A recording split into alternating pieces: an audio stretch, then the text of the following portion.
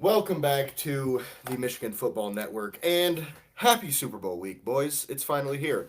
But also, in a way, it's like, ugh, it's here, because it signals the end of the football season, unfortunately. College football season is over and has been over for a while now, as we all know. And the NFL is about to wrap up on Sunday, which we have a special episode coming for you on Saturday at 3 p.m. We have a Super Bowl special this year. So we're not going to talk about the Super Bowl too much right now. So it's going to be all Lions, Michigan, and MSU. And honestly, not a lot of college football to talk about right now. So going to be a very quick segment on that. So with that being said, let's get right into it. Thank you for joining us as always.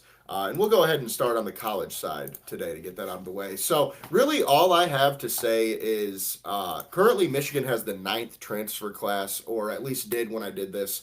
I think I did this like 2 days ago now on my notes. So, that might be a little updated by now, which actually might as well look that up just to make sure that is still the case. But that's pretty solid. I mean, for a new head coach, and because I'm sure it hasn't changed much, but either way, being top 10 in the country right now with a new head coach, with all the things that happened and all the guys that entered the portal. Is huge, I think. Like, obviously, it would be better to be number one, and we all know that. But, like, top 10 where we were, I mean, dude, I mean, if you guys watch this show every week, a couple weeks ago, but well, maybe about a month ago or so now, we were sitting here like, damn, all right, we might be screwed. We might not get any transfers, depending on who we hire at head coach and how the Sharon Moore stuff plays out. And it doesn't seem to have really impacted it too much, oddly enough. So good to see that on the Michigan side because like I said, personally, I was a little worried how that was going to play out. And Kyle Whittingham, he came in and is doing a great job so far, and I have liked pretty much everything I've seen out of Ann Arbor, since he came in. So, what are your thoughts on that? About Whittingham or the class he's brought in terms of the portal? Either or both. I like both a lot more now that we have a little bit more um, volume. I mean, obviously we still haven't seen it on the field, but we literally haven't seen it, so we can't judge that part. Hmm. I love a lot of the people that he has brought over. Um, I know we touched on him some other weeks. JJ Buchanan is one that really stands out to me. I know when we got Coach Whittingham from Utah, I watched Utah's bowl game, and he really stood out to me. And I remember thinking to myself, man, it'd be nice if Michigan can have a guy like that, kind of more tongue in cheek to myself. Literally had no idea he was about to transfer to Michigan, but like fantastic. And as I mentioned in a prior podcast, but in case you weren't around for that episode, Whittingham himself, to me at the time of the hire, was slightly underwhelming. Hmm. But I feel like he has brought together. He was the glue that brought together this coaching staff, and I love our offensive coordinator hired. I mean, I know we just brought him over from Utah, but I didn't know who was or wasn't coming. And I love Coach Hill, our new defensive coordinator from BYU. And if I'm not mistaken, we kept our special teams coordinator, and I know we kept our running back coach who brought in a hitter. And just in my opinion, we kept who we were supposed to keep. We got one of the highest sought after DCs, one of the highest sought after OCs. So while Whittingham himself wasn't um like a grand slam hire in my opinion, I think he put together an amazing staff. So I mean, if that's the type of talent that he's going to be able to bring in around him, I think that poses very well for Michigan's future. Yeah, and I agree. And like we've said on the show before, Whittingham, I feel like just knocked it out of the park.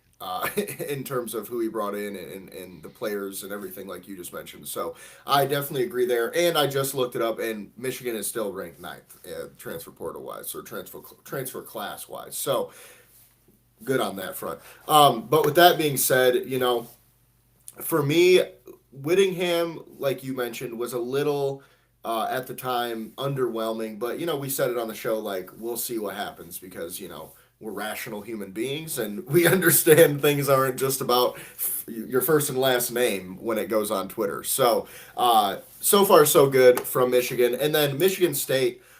They actually okay. What I'm about to say might sound crazy based on the number I'm about to say.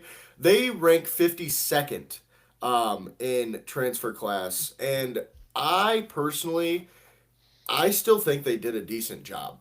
Like, we all knew they weren't gonna get, number one 5-star, transfers or anything in this, but I think they did a good job. They got a handful of starters, and they excuse me, they did a decent job of replacing what they lost in the transfer portal while also adding a decent amount of, players that can fill holes that they had from the year before.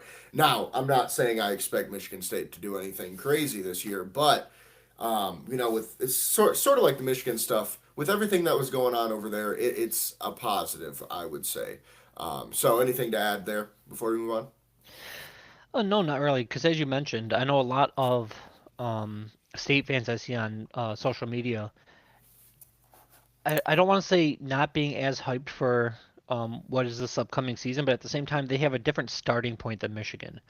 So I feel like they had, um, in my opinion, kind of like Michigan, a better coach. I think their staff is stronger than it was last year, and now they got to kind of do that whole retool because just as a kind of a blanket statement, I'm not saying this as a Michigan fan. It just is what it is.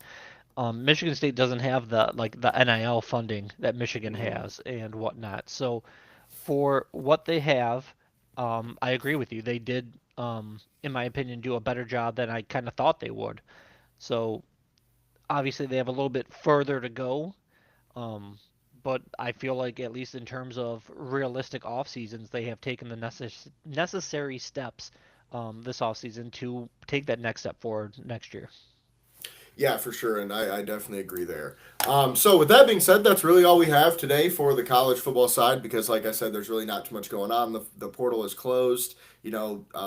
Staffs are put together. It's kind of the dead season right now for college football. So, with that being said, moving on to the Detroit Lions because we actually have a decent amount of news to talk about on this front because we didn't have a show.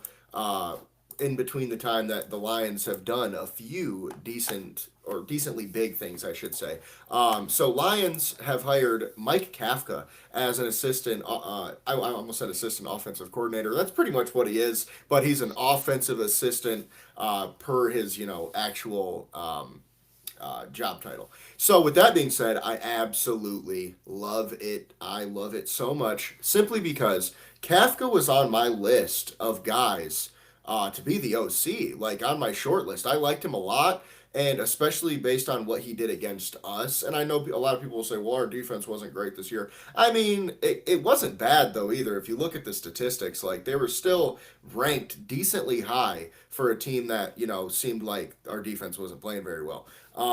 But with that being said, Kafka, I think if you told me right that I could choose between Mike Daniel or both Drew Petzing and Mike Kafka, I think I'd choose both. To be honest with you, and there's a plethora of reasons behind that. Okay, number one is coaching is one of those things that like you need as many guys as you can get, I believe. Like a lot of people seem to think like, oh, too many voices in the room is a bad thing. And don't get me wrong, you don't need 100 coaches. Like that's true. But I do think that more the merrier in most cases. Because, when you have two minds instead of one mind, that means two different ways of thinking, two different things. People can bounce their ideas off of each other, and when you have two good minds like that, I think you're really cooking. And obviously, Mike McDaniel's a great coach. Don't get me wrong. I'm not saying I would have hated if we hired him or anything like that, but I think, like we mentioned last show with Drew Petzing, um, I think Mike McDaniel wanted to come in here and make it his own offense, right? Brian Dable wanted to come in here and make it his own offense. We weren't in the market for that. We wanted a guy that's going to come in, run our offense, but just do it in their own way, if that makes any sense. So I like it. I love it. And I want some more of it because I would definitely take another offensive assistant that is on that same level because the Lions right now, I think things are looking up. I know a lot of people might disagree, but with that signing with Kafka, I just that to me takes the Drew Petzing from like a B to like a B plus, almost A. I would say A honestly at this point because I really like Kafka. So with that being said, anything to add on that one before we move on? No, you hit the nail on the head. As you mentioned, I like Kafka more than Pensing as a whole. So I I I I hate to use like the Brad Holmes draft logic, but it's like if you take your draft class and flip around the positions, it's like what if you had because I know we were talking about it on prior podcasts. It's like if you had the same draft class, but you made like Laporta 18 Mm-hmm. and Campbell 32, whatever, blah blah blah. I'm like, if you told me we had Pensing and Kafka added to the roster, I'd be like, okay, sure, I'll take both of them. But when we had just Pensing at the time, I'm just like, well, okay, I guess. But and then we added Kafka later, so I'm like, well, okay, like you mentioned, I'm like now I really like it. It's another as you said, it's another good offensive. Um, I hate to say philosophy because we already have a good offensive philosophy, but as you mentioned, you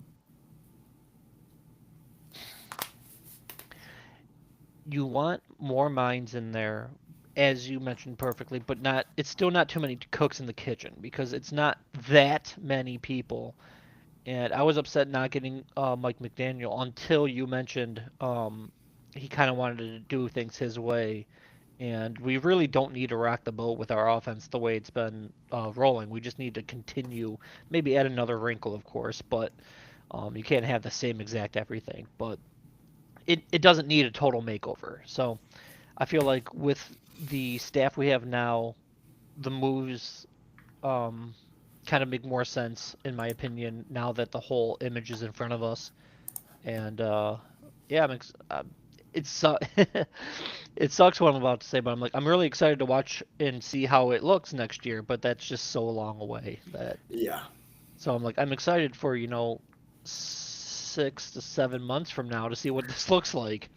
Right? But It's like having a baby, you know? um, but with that being said, moving on to some more good news. Levi Onwuzurike and Josh Pascal are under contract for next season. Pretty cool thing because they were both on the NFI list, the non-football illness or non-football injury or illness list. Um, they the way that it works is if by week 6 they're not playing, their contract starts to convert to next season essentially. So it's like we had if he played week 6, right, and then got hurt and not played, I don't think this would count basically. Um, but because he didn't play a single snap this season for us and was on a 1 year deal, his 1 year deal essentially kicks over to next season. Same thing with Josh Pascal. So, pretty cool thing with the new CBA that was added. And honestly, I don't think, guys like Levi or Josh are necessarily upset about that.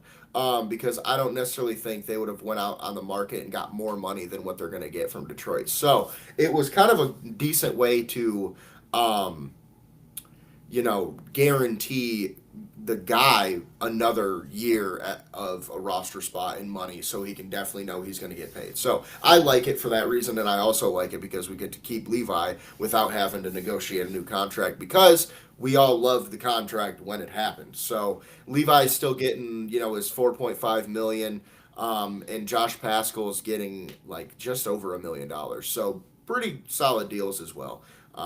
So anything to add on that? no, I saw which I'm glad you explained it because I did not click on the article that said the reason why they could stay, but I just saw due to a new CBA rule, recently installed that we were allowed to keep them, and I just kind of thought to myself, cool, because both players I feel like could be um, worthy rotational pieces if healthy. They're just unfortunately not often healthy. So with them in my head prior to this, leaving a free agency because they were both on 1 year deals, I don't know if I was going to even offer either of them a contract just because they're so often hurt. But if we can just roll it over, like you mentioned, why not? Because they already know the system. Onzarika has shown upside. He's just so frequently injured, unfortunately. So the fact that they're essentially free because everything just rolls over and they were already on the books. So yeah, I'm happy with that, and hopefully we can have a not injury free. Football happens, but hopefully these two can have an injury free season and we can evaluate them on a long term basis. Yeah, for sure, and I definitely agree there. So, with that being said, speaking of some more contract stuff, the NFL's cap space was, or the what they think it's going to be was announced, and it leaves the Lions in a not so good spot right now. We are looking at between -6 and -12 million dollars in cap space, and I know a lot of people are going to think negative. What the hell? How did we do that? Well, that's what happens when you have a bunch of good players and you pay them all at the same time. Unfortunately, the Lions were in that spot where Brad Holmes just knocked it out of the park like two drafts in a row, and all those guys were up for money at the same exact time, which is a good problem to have, but it is a problem nonetheless financially. Which, honestly, I don't think it's that big of a problem, if you ask me. Because if you take a look at the Lions' cap space right now, or their contracts, I should say, um, they have quite a few guys that they could restructure and open up a lot of space. So I actually am currently writing a contract or a contract. I'm writing an article about this, which it goes a little bit deeper into this whole situation of restructuring guys, but essentially Jared Goff, Amon Ra, Ali McNeil, Penei Sewell, DJ Reed, and maybe Derek Barnes, and maybe Graham Glasgow, and maybe David Montgomery could all be restructured. Okay, do I think all of them will be? Probably not. Honestly, I feel like they'll go after the bigger fish, and those guys should restructure, and then they probably won't really go after Graham Glasgow or David Montgomery because they'll only save like 2-3 million from those restructures. But just restructuring Jared Goff, so it's a lot of money that I'm throwing at you, but try to stick with me, okay? I know it shouldn't. It's probably not going to be that difficult. So, Jared Goff, $69 million cap hit next season. Nice. Wow, that's a lot of freaking money, dude. I am like, I'm looking at this number, and I'm like, when you signed that deal, what did you think was going to happen? And then you look down the list of contracts, or the contracts list, and you see that he only has a signing bonus of $14 million this year. So that means you can convert a lot more money of that 69 million into a signing bonus, which takes it off the cap, and also makes it guaranteed. So Jared Goff could, I mean, if if the Lions owners decide to open their pockets, we could get like $40 million in cap space off Jared Goff. Because all you have to do is you take that $69 million, you convert 40 of it into a signing bonus. The only problem with that is the Fords or the Ford Hamps, would have to then literally send $40 million to his bank account. So if they got it, they should do it. But we'll see if they do that much. Now, same thing with Amon Ra. He's getting $33 million cap hit. His signing bonus though is only $3 million, so you could do another 20 million from there. Yeah, I mean, but this is the thing, man. Like I mentioned before, with all these contracts getting signed, this is why guys like Mike Disner are so valuable because they find these Yep. ways to structure these contracts there to where, yeah, if you look at our top five players, Goff's making 69 million, almost 70, 69.6 million. Amon Ra's making 33, Ali McNeil's making 29, Panay Sewell's making 28, Taylor Decker's making 21. But if you go down and look at all their signing bonuses, Amon Ra's got 3 million, Ali McNeil 2 million, Panay Sewell 3 million, Taylor Decker 3 million, DJ Reed 3 million, Aiden Hutchinson 3 million. They all have very very small bonuses for this exact reason. So it gives the player an incentive to say, yeah, I'll take 30 million in my contract up front. Why wouldn't I do that? That like it's not like you're taking a pay cut to do it. Yeah. You know what I mean? And I mean, even then, maybe they will. I mean, think about it. It's like when people win the lottery, they have the choice. You can either take all the money up front, or we pay you whatever amount every month or every week. And people always take the money up front. Why wouldn't you get all that money at one time? So I do think that a lot of these players will end up restructuring. And then, like Ali McNeil, I mentioned 29 million with a $2 million signing bonus. You can convert like 20 million of that if you want. I don't think they're going to do all of that because that would mean they would have to come up with $100 million in cash right now. And I'm not saying they don't have it, but they might have to dip into the savings a little bit for that, because I don't know how cash rich the Lions owners are. Which, I mean, for how much they're charging for tickets, they better be pretty cash rich. That's all I'm saying. But no, they should be able to open up, I would say, at least $50 million. I mean, in my opinion, you should pony up at least $50 million because this is a team that we need to win a Super Bowl, bro. That's where we're at. We're on target for a Super Bowl, and they could just literally buy a Super Bowl if you think about it that way, if they pony up that money. So we are in sort of a weird spot with cap space right now, but there's a lot of stuff that could change down the road. So just for those watching, keep that in mind. Don't freak out too much because I did a little bit when I saw the negative in front of the number. Thankfully, I did not freak out too bad just because I saw other fans of other teams say how negative they are and just laughed.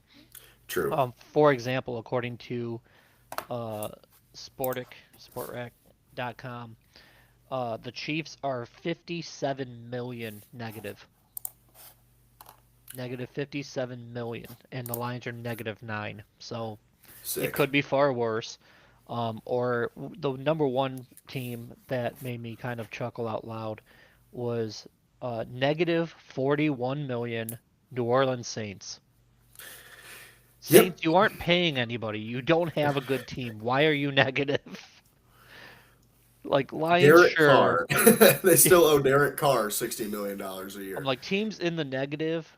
Detroit, Green Bay, Chicago, Dallas, Minnesota. Okay, so the whole NFC North, according to this, is in the negative, varying amounts.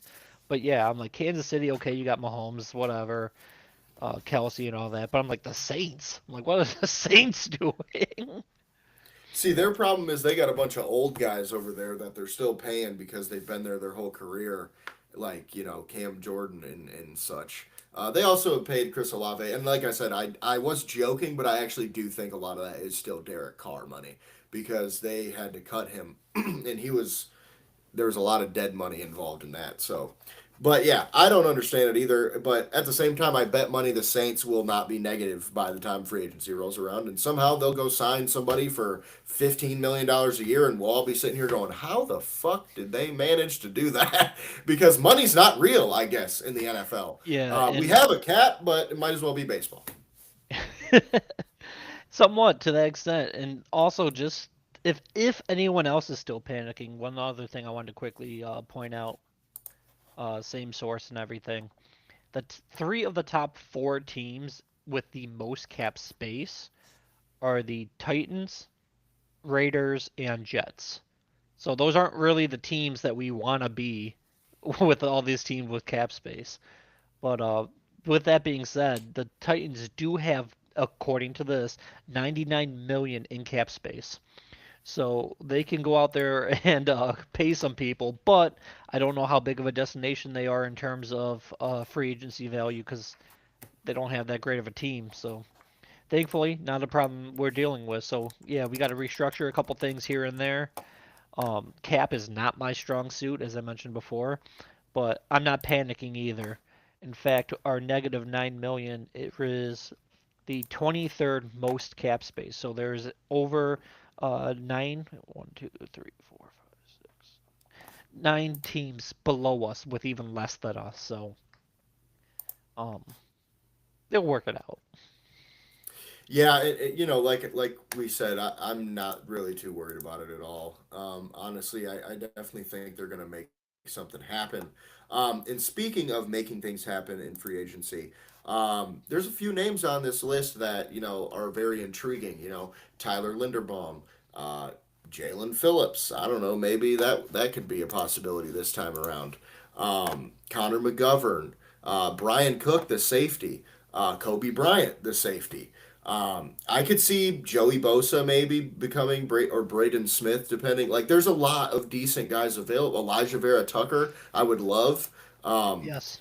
there's a lot of good players that are going to be or should be available when free agency rolls around. And I think the Lions, that's kind of why I mentioned the Lions could almost buy themselves a Super Bowl if they just pony up a decent amount of money. I mean, I'm not sitting here acting like it's $5 or nothing. Don't get me wrong, but these people are billionaires. Okay, they like $100 million is like a grand to them if you think about it that way. If you have $1 billion, that is what 100,000 millions. Okay, think about it that way. That's kind of crazy. Or no, is it a million millions? I can never. Regardless, it's a fuck ton of money. Okay, that's all Yeah, I I was gonna know. say, I'm like, I don't know, too many zeros broke my brain there. That Brinks truck that everybody talks about backing up, that ain't got a billy in it. I'll tell you that right now. So my point is that the Lions have to pony up, get us some damn cap space, and go after some of these guys. Because look, I know I've said it on the show before. I don't think Tyler Linderbaum is really a possibility.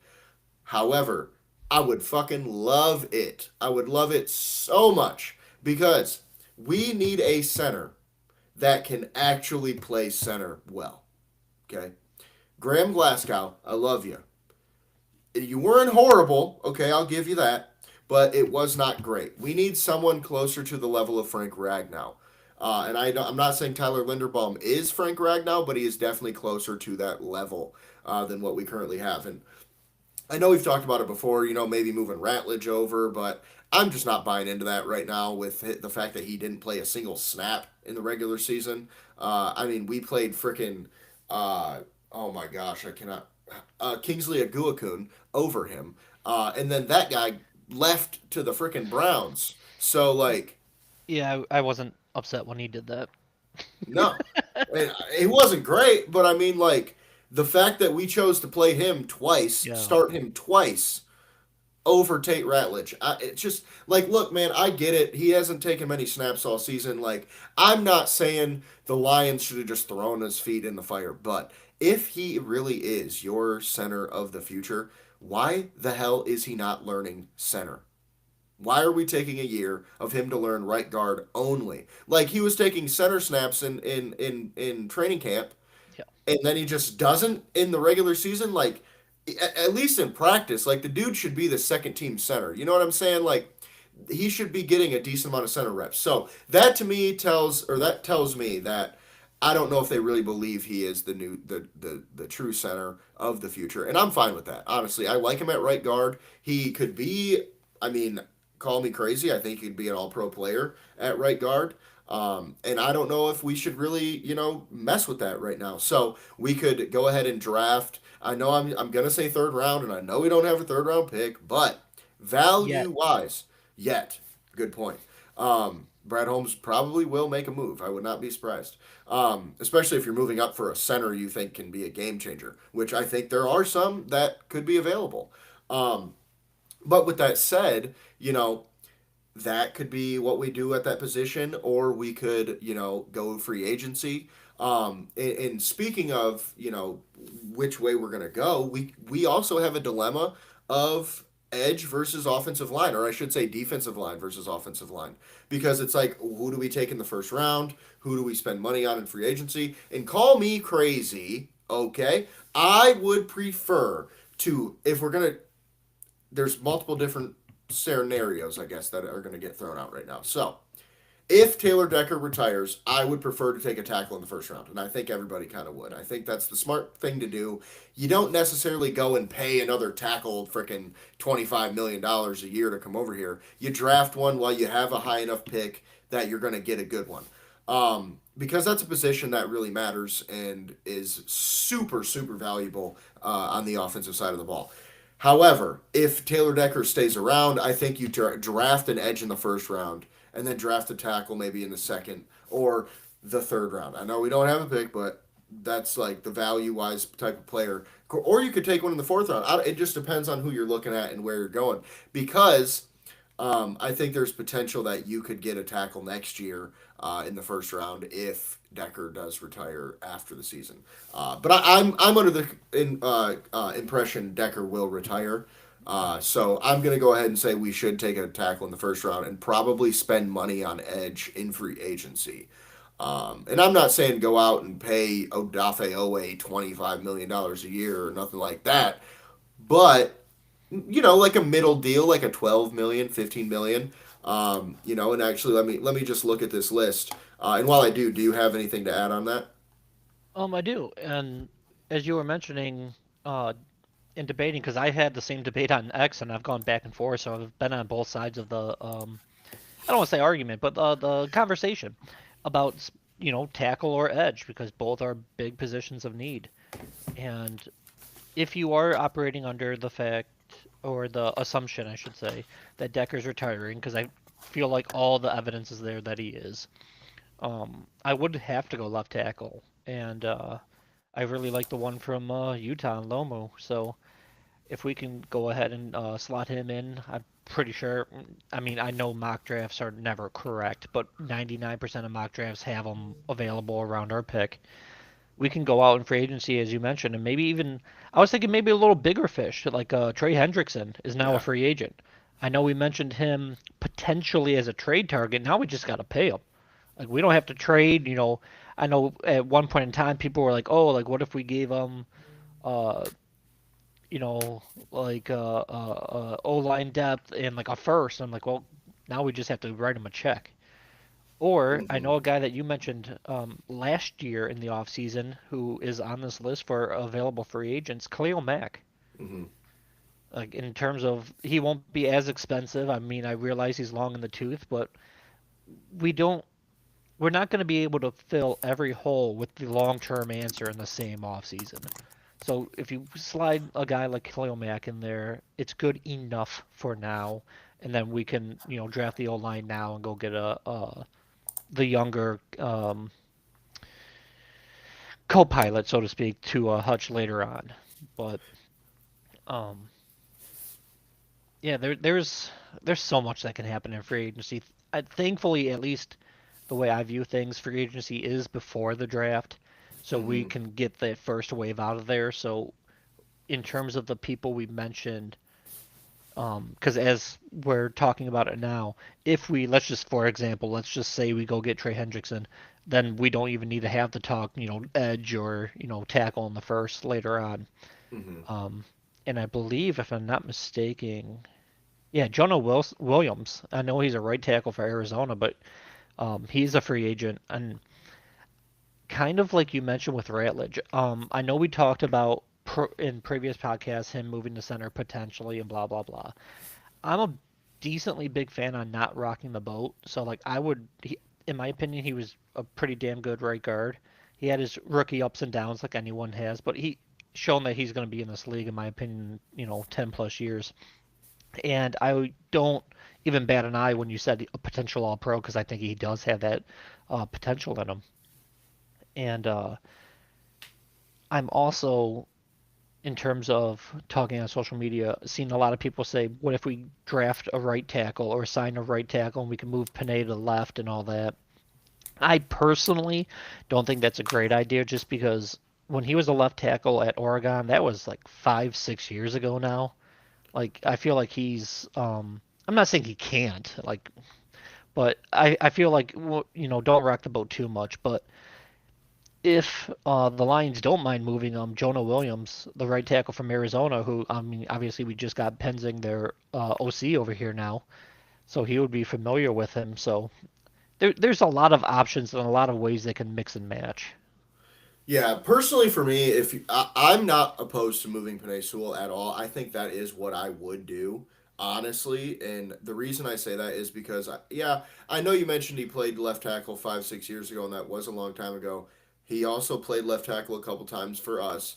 However, I think the reason that the Lions never moved him after the first, I think his rookie season, when Decker was hurt, he played, or no, his second season when Decker was hurt, he played left tackle for a few Yeah, weeks. And I mean, I didn't see really any difference. So I personally would probably move Sewell to left tackle, and I would put Frazier at right tackle. And I think that's what I would roll out this season. And call me crazy, but I would probably just take an edge in the first round and then draft a center or sign one in free agency. Simply because the way I look at it, like if you have the guy on the roster that can do it, why wouldn't you? And the only reason I would say you wouldn't is if you don't believe in Mahogany at left guard. And I could see that too because I don't, he's so I'm I, fine I with yeah, replacing him. I'm a little iffy on him. So like I could see Frazier just slotting in for him at left guard, Mahogany being kind of like our new Dan Skipper, maybe kind of guy where he can play different positions, but he's more of just like a swing guy. Like he's a backup guard, but he'll be like our sixth O lineman when we're out there because he is a decent run blocker. So you don't see Um, him lining up at receiver like Skipper did? maybe.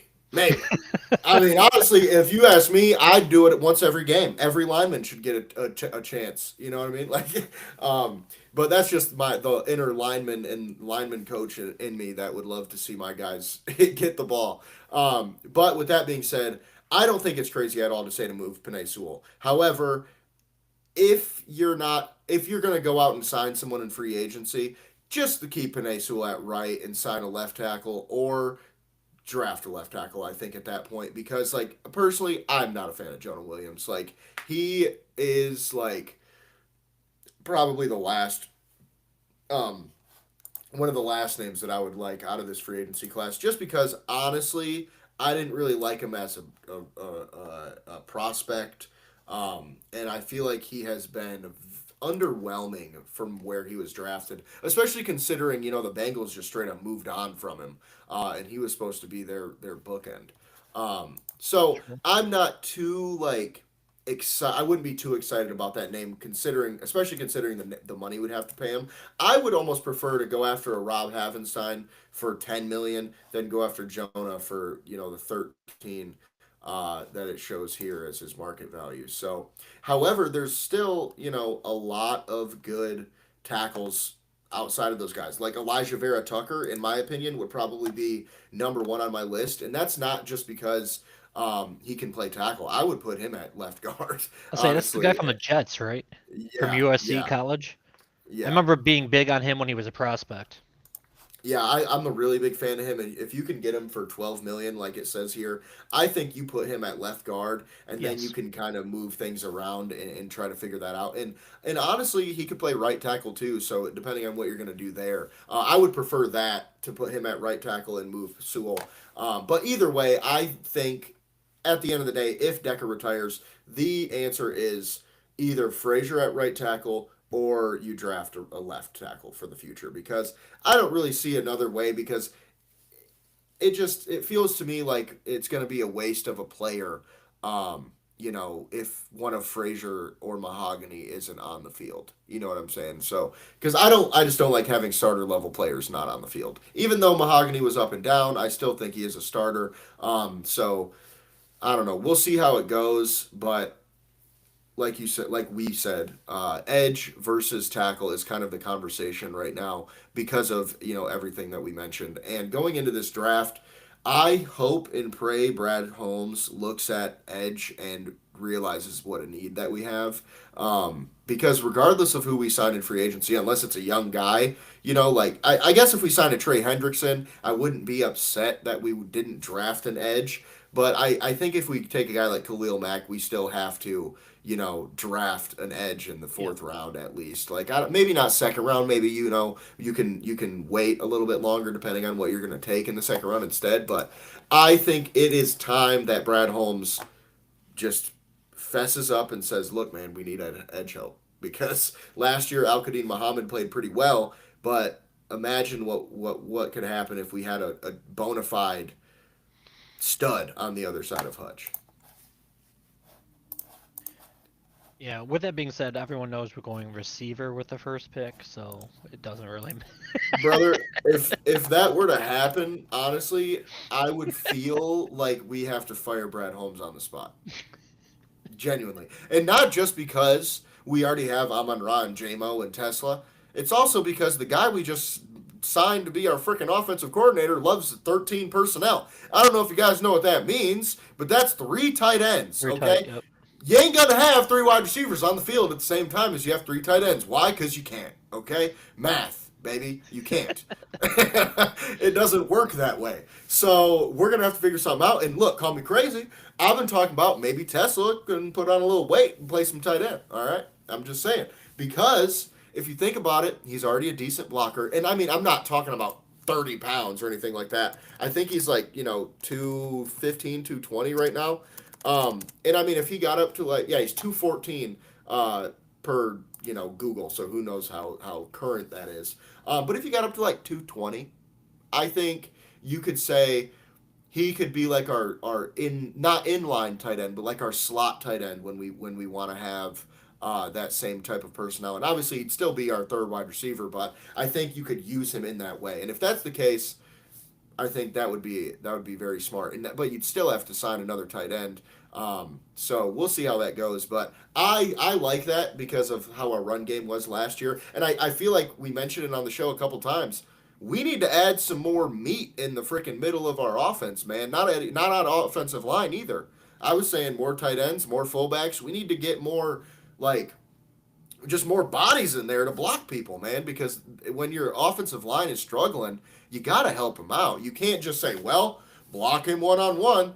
If he can't do it, you're gonna lose, buddy. I don't know. Like you got to adapt. So I think if we start, going more tight ends, more play action, more under center, we will have more success, and that's exactly what Petzing does. So, kind of to tie it all up with that, um, I'm excited for the season because our new offensive coordinators. Notice how I said plural because that's Coordinators. basically what Yep. we have.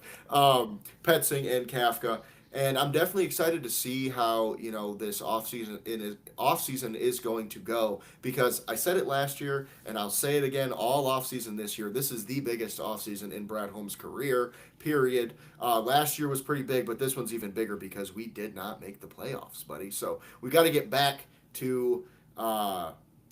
Greatness, I guess, is the best way to put it because we went from 12-5 and 15-2 to 9-8. So definitely not where you want to be. So, but I'm excited to see how it goes. Do you have anything to add before we get out of here? No, especially with us doing the show Saturday to talk about the game. I'm assuming your game of the week this week is the Super Bowl. No, I was thinking it's going to be Chattanooga versus UC Irvine. I'm like, I have a feeling we're gonna have Women's the same game of the basketball. week this week. Yep. No, obviously we'll talk about it then. Yeah, so No, with that being said, meet up with us Saturday, 3 p.m. We will be live back here once again. Um, as always, we appreciate you guys for watching. Fanatics, link is in the description. Check it out. You know what to do. Get some jerseys, get some shirts, get some hats, get some banners, get some flags, whatever you need, brother. They got it. So check it out. Link is in the description. You can find me at JSoSweet. You can find James at Gullet_James, and both of us at MIFB Network and MichiganFootballNetwork.com. Keep your eyes and ears peeled for the article that is going to drop about how the Lions can fix the team this offseason. With that being said, we will see you on Saturday. We appreciate you for watching. See ya.